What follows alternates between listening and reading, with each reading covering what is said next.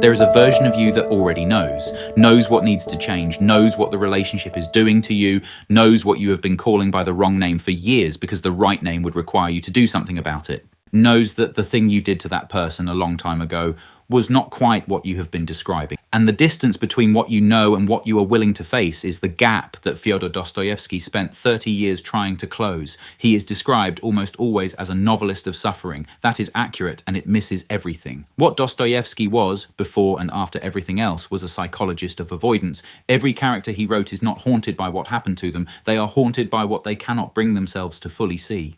At 28, he stood in a Saint Petersburg square with a sack over his head, waiting for the shots. A reprieve arrived by messenger at the last possible moment. One of the men beside him had a seizure from which he never recovered. Dostoevsky walked away, spent 4 years in Siberia, and came back with 6 novels inside him. These are the 7 things he understood about you.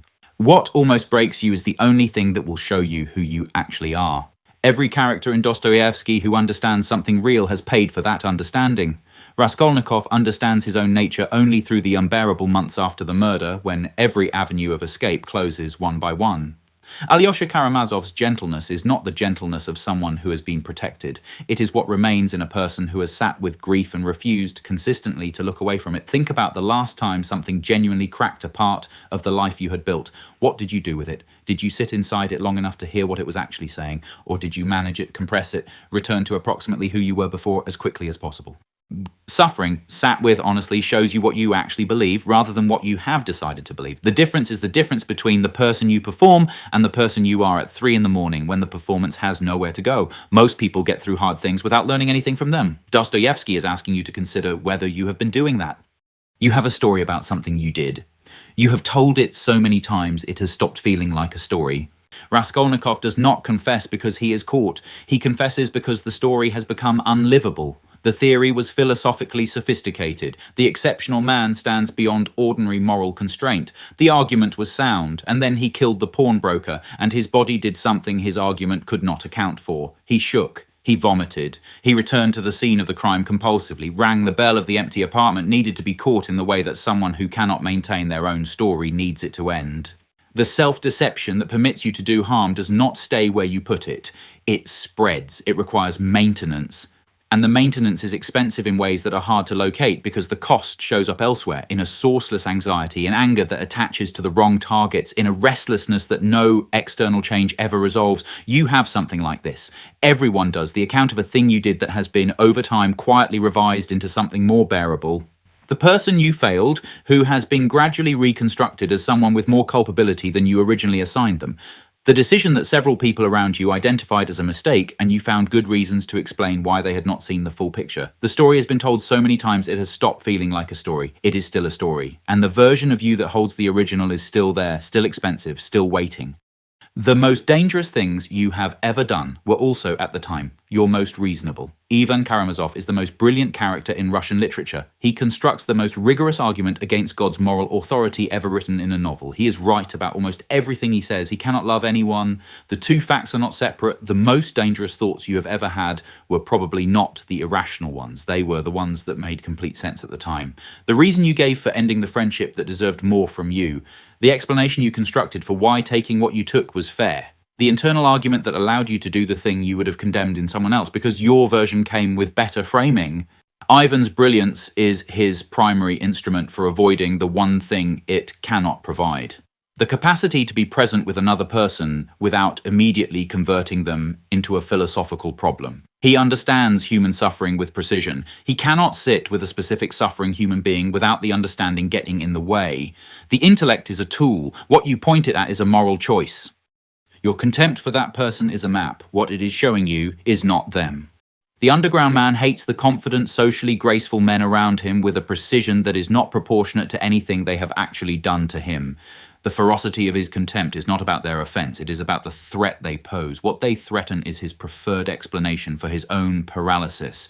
If other people can simply live without the elaborate architecture of self-justification that he requires, then his inability to do the same is not a sign of superior sensitivity. It is a problem. And the most efficient way not to have that problem is to despise the people whose existence exposes it. Think about the person you judge most harshly. The one you return to with a contempt that feels slightly excessive, slightly more energized than the situation actually warrants.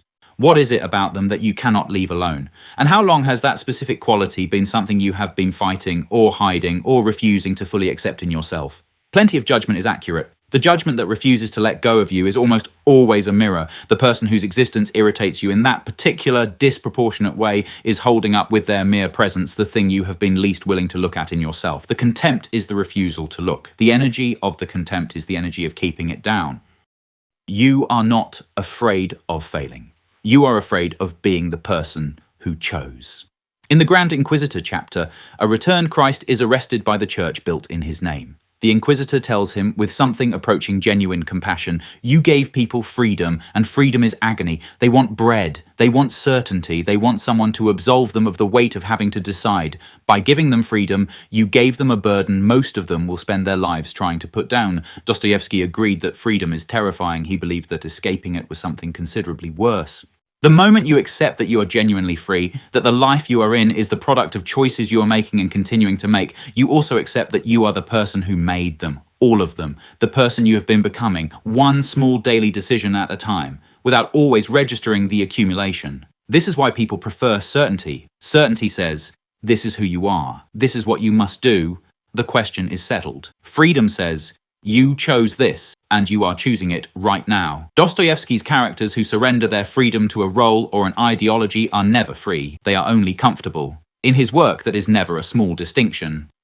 There are questions that have no answer. What you do next is the only response available. Ivan Karamazov presents his gentle brother Alyosha with a collection of documented cases of children being tortured, real cases. He reads them with the precision of a man building an unanswerable brief, and then he says, even if God exists, even if every suffering is ultimately redeemed at the end of time, I return the ticket. No final harmony justifies the present tears of a single child. The price is too high. Alyosha has no argument against this. Dostoevsky gives him none because there is none. Ivan is right on every philosophical term he has set. And what does Alyosha do? He gets up, he goes out, he loves people, specifically, imperfectly, with the question still open. This is not consolation, it is a description of the only thing available when the argument runs out. There are questions about why you lost what you lost, why the thing happened that will not be answered in any form that fully satisfies you. The person who waits for that explanation before re-engaging with their life is waiting for something that will not come in the form they are waiting for. Ivan understands everything. Alyosha understands one thing Ivan's understanding cannot reach. Love is not a conclusion you arrive at after the questions are settled. It is a direction you choose in full knowledge that they are not. You already know. That is what makes it so hard. This is the insight that organizes every other one. Dostoevsky's characters are not unaware of what is happening to them. Raskolnikov knows the story will not hold. Ivan Karamazov knows his coldness is costing him presence. The underground man knows his contempt is a defense. They all know. What keeps them suffering is the gap between what they know and what they can bring themselves to do about it. Now, consider yourself, the specific thing, the conversation you have been postponing for months. The part of your work you know in some precise and quiet place is not what you are supposed to be doing. The relationship running at a level you have learned to tolerate but not to want. The version of your life that keeps surfacing at the edges of the comfortable one in the quiet moments when you are not busy enough to keep it away. You know, you have known longer than you would like to admit. And the knowing is painful in that particular precise way because it carries an implication that every day since the knowing is a day you chose not to act on it. It is far more comfortable to be confused than to be clear and still not moving. Dostoevsky did not write about people who suffered because they failed to understand their situation. He wrote about people who suffered because they understood it exactly and could not yet close the distance between that understanding and the life they were living. That mirror is why his novels are still read, because the reflection is uncomfortable in a way that is extremely specific, because it is accurate.